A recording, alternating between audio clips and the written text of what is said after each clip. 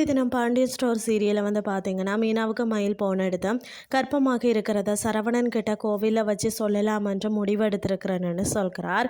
மேலும் மாமா என்னோட கதைக்கிறார் இல்லை, நீ அவரை அம்மன் கோவிலுக்கு வர சொல்லி விடுவியா என்று கேட்கிறார். அதற்கு மீனாவும் சம்மதிக்கிறார். அதனை அடுத்து கோமதி அரசியை பார்த்து வீட்டில் மளிகை சாமான் தீர்ந்துட்டு லிஸ்ட் இருக்கு, வரும்போது கொண்டு வர சொல்லி பாண்டியன் கிட்ட சொல்லுன்னு சொல்கிறார். அதை பார்த்த காந்திமதி உங்க மாமாவும் அத்தையும் கதைக்கிற இல்லையா என்று ராஜி கிட்ட கேட்கிறார்.